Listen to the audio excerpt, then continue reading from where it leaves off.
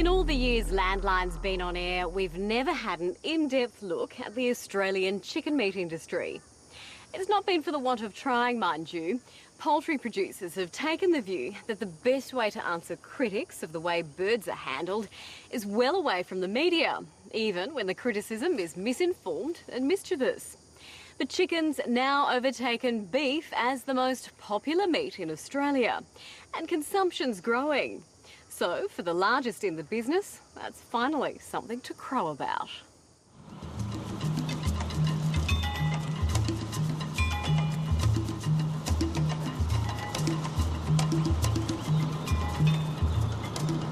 Every day in Australia, more than 1 million chicks follow the journey of this one small mass of wet feathers.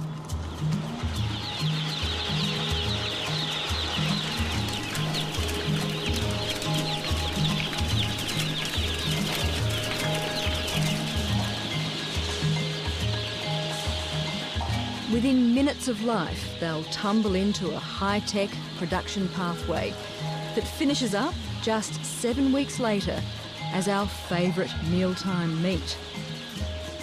Consistent taste, quality and value at the checkout have all helped propel chicken's spectacular growth. Consumption now is about 37 kilograms per person per year. So that has grown up from about 5-6 kilograms in the mid-60s. The statistics coming out from ABARE say that chicken meat consumption will go to 42 kilos, and we expect it to go beyond that.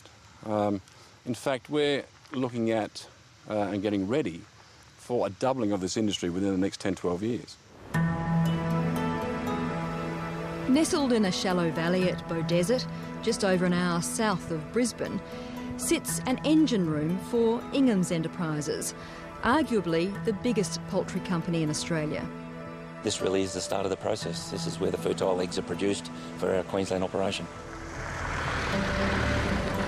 This is Inghams' parent breeder farm, where the buzzword is biosecurity.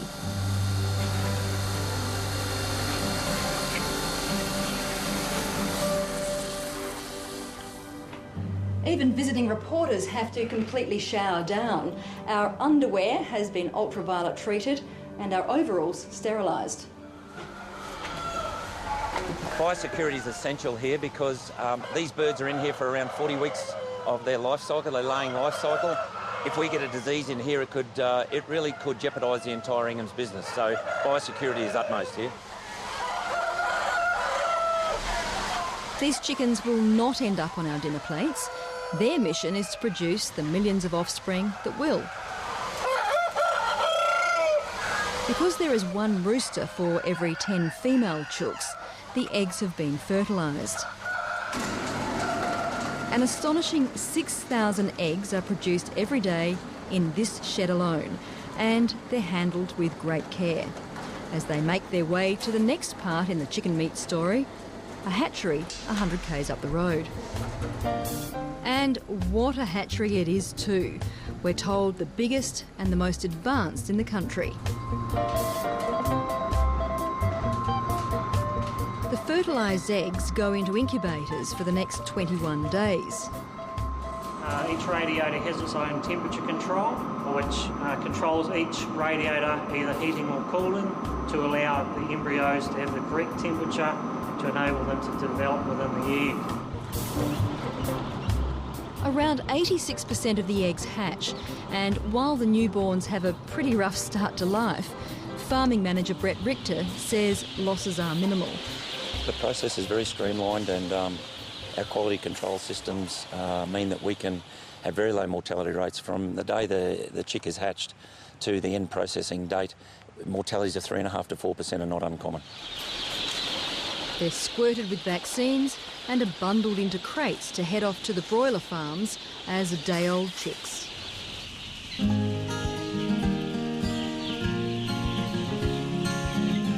This is where they see out their days, on sawdust in temperature-controlled sheds.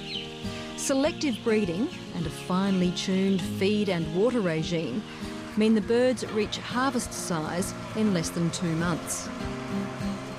Now, there are a few myths the chicken meat industry would like busted. Firstly, as you can see, meat chickens are not kept in cages. And, most importantly, despite popular opinion, they are never fed hormones or steroids. In Australia, they've been banned for more than 40 years.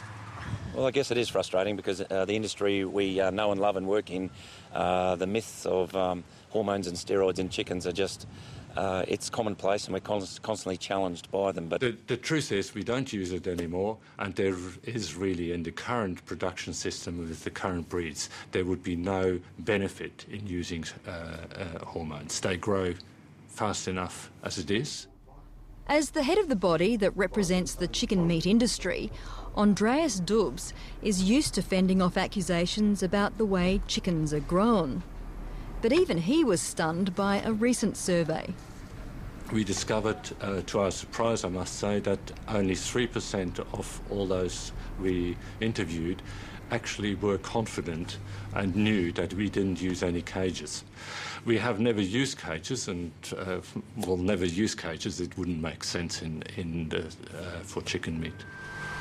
It seems many people confuse chicken farming with egg production. But in reality, they're birds of a totally different feather. Andreas admits antibiotics are fed to chickens that are sick or might get sick, but he maintains antibiotic residue has never been found in the meat. I wouldn't want people to worry about something there's really nothing to worry about.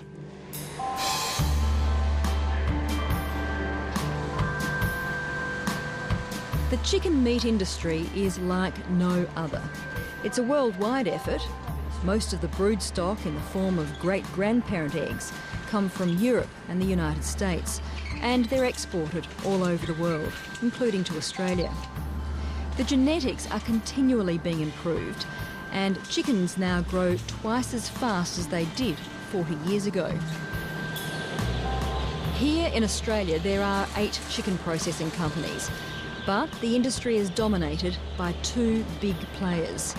They're Inghams Enterprises and Biada, which 2 years ago took over the Steggles and Lilydale brands.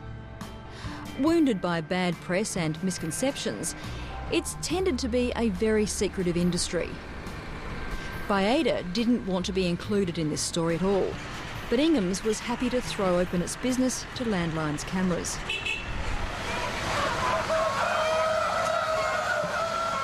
Chicken meat producers are vertically integrated, doing everything from the breeding to cooking the end product. But increasingly, they contract out the actual growing to the likes of Steve Struss. For a primary industry, it's very stable. You get your 6 checks a year, and you can sort of bank on that. He runs a turf farm in southeast Queensland and was importing tons of chicken manure as a soil fertiliser. So a few years back he decided to put up half a dozen poultry sheds. Now he not only has his own chicken litter, but a fully fledged business on the side. Works very well. Yeah, we reckon we save up to about probably 30% of our fertiliser costs by producing our own litter on farm. And the thing about that is too, we have good control of the litter quality. We can make sure it comes off clean floors where there's no stones and debris in the litter, where when you buy it in, you get all sorts of debris in your litter. To farm poultry, you don't need fertile land, just the funds to build the sheds and employ the labour, as well as a good water and power supply. The big companies provide the day-old chicks, the feed, even veterinary care. Inghams pays Steve Struss 67 cents for each bird he grows out to harvest size. With 30,000 plus chooks per shed, it's not a bad little earner. What's the level of risk for the farmer? There is effectively zero risk. I mean, Inghams will enter into a contractual arrangement and will give growers 10 to 15 years as initial tenure. Looking for longer than that, of course, but that's an initial tenure. We harvest chickens every 7 weeks. The grower gets a cheque every 7 weeks. The risk to the grower is effectively nil. George Schlahtych was once involved in the prawn business, As boss of the New South Wales and Queensland division of Inghams, he's not too concerned about the chicken industry's negative image. It really is a bit like a pimple on your nose. It's not that frustrating. I mean, the consumer's voting with its pocket and is voting with the food it wants to consume, and that is chicken meat.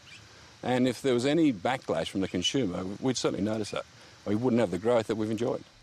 John Cochrane has been producing chicken meat for Inghams for 30 years. It's a wonderful thing as far as budgeting is concerned. It's a tremendous cash flow. We know exactly within 2 or 3 days we can project for the whole 12 months when we'd be getting a check. So if you like, I mean, we get 6.5 batches a year. So it's like having a bull sale 6.5 times a year.